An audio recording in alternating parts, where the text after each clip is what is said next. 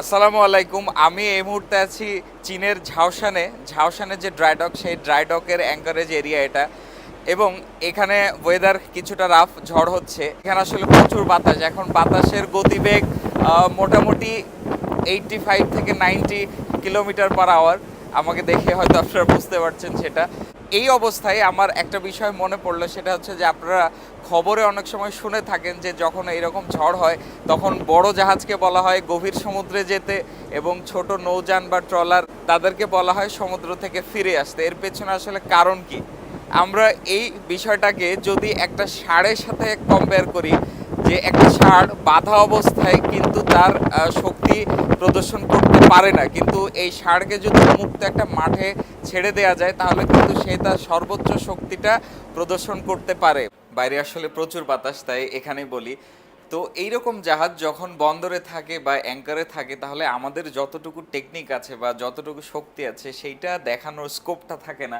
যেমন এখন জাহাজ অ্যাঙ্কারে আছে, তো এই মুহূর্তে যদি অ্যাঙ্কার ড্র্যাগ করে বা খারাপ কিছু হয়, তাহলে আমরা সর্বোচ্চ অ্যাঙ্কারটা ওঠানোর পরে অন্য একটা জায়গায় ড্রপ করতে পারি। এখানে আশেপাশে প্রচুর জাহাজ, তো এখানে অ্যাক্সিডেন্ট হওয়ার পসিবিলিটি থাকে।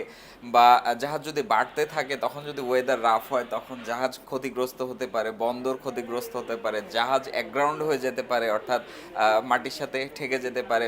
তারপরে বাই এনি চান্স জাহাজ যদি বন্দর এরিয়ায় ডুবে যায়, তো দেখা যাচ্ছে যে পুরো বন্দরের কার্যক্রম বন্ধ হয়ে যেতে পারে। অনেক ধরনের সমস্যা আছে। এই কারণেই আসলে বড় জাহাজগুলোকে গভীর সমুদ্রে যেতে বলা হয়।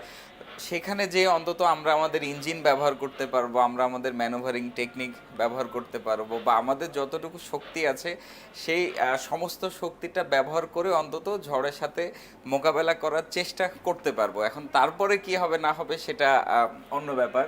আর জাহাজের যে স্ট্যাবিলিটি, সেটা আপনারা হয়তো অনেক ভিডিওতে দেখেছেন যে অনেক বড় বড় ঢেউয়ের মধ্যে জাহাজ স্টেবল না থাকলেও মানে অন্তত সার্ভাইভ করে আর কি। সেই কারণেই বন্দর এরিয়াতে থাকার থেকে এই বড় জাহাজগুলো ঝড়ের সময় যদি গভীর সমুদ্রে থাকে, সেটা আরো বেশি সেফ।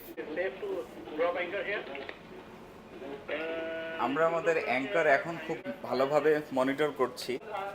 এই হচ্ছে আমাদের অ্যাঙ্কারের পজিশন, এবং এটা আমাদের জাহাজ। আমরা এর মধ্যে ঘোরাঘুরি করতেছি, এবং আজকে সকাল থেকে শুরু করে অলরেডি দুটো জাহাজ অ্যাঙ্কার ড্র্যাগ করছে অলরেডি। এখন এই যে বিএইচএফে আমি শুনতেছি একটা, সেটা হচ্ছে গ্লেন, ওরা ড্র্যাগ করছিল। ওরা আবার অ্যাঙ্কর ওঠানোর পরে এই যে গ্লেন, এখানে এই জাহাজটা একটু আগে ছিল এখানে অ্যাঙ্কর ড্র্যাগ করার পর, এখন অ্যাঙ্কর উঠিয়ে আবার তারা এখানে অ্যাঙ্কর ড্রপ করছে। সবাই এখন আসলে খুব সতর্ক অবস্থায় আছে। এখানে প্রচুর জাহাজ, এগুলো দেখছেন সব জাহাজ। আর এখানেও সব জাহাজ। এইটা আমাদের পজিশন, এবং এই যে ছোট ছোট এখানে অসংখ্য আইল্যান্ড, মোটামুটি চারিদিকেই পাহাড়ে ঘেরা চমৎকার একটা জায়গা এটা। এবং আমরা এই যে পাহাড়ের মাঝখান দিয়ে এই ভেতরে এখানে এসেছি। এখানে আমাদের যে ইনস্ট্রাকশন ভিটিএস থেকে, সেটা হচ্ছে যে আমরা মনিটর করব, এবং যদি অ্যাঙ্কার ড্র্যাগ করে অ্যাঙ্কার উঠাবো, আবার অ্যাঙ্কার ড্রপ করব, এবং যদি ওয়েদার আরও খারাপ হয় বা আরও খারাপ কিছু হয়, তাহলে আমরা এখান থেকে অ্যাঙ্কার উঠে নিয়ে আবার ওপেন সিতে ব্যাক করব। এই হচ্ছে অবস্থা।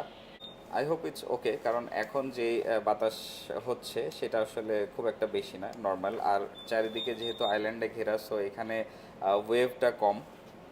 ওপেন সিতে যেমন বড় বড় ঢেউ আসে, এখানে সেটা নাই। এখানে ঢেউগুলো অনেক ছোট। এই ওয়েদারের মধ্যেই আমাদের ড্রাইডক ওয়ার্কাররা এখানে কাজ করতেছেন। এই যে এটা দেখলে বুঝতে পারবেন। এখন মূলত আমাদের যে কার্গো ট্যাঙ্কগুলো, সেগুলো পরিষ্কার করা হচ্ছে। ড্রাইডক নিয়ে আমি আসলে অনেকগুলো ভিডিও ইনশাল্লাহ আপলোড দিব একটা সিরিজ আকারে। সেটা জাহাজ থেকে সবগুলো দেয়া সম্ভব না, আমি বাসায় যে ইনশাল্লাহ দিব। আজকে এ পর্যন্তই, ইনশাল্লাহ আবার দেখা হবে। ভালো থাকবেন সবাই। আল্লাহ হাফেজ, আসসালামু আলাইকুম।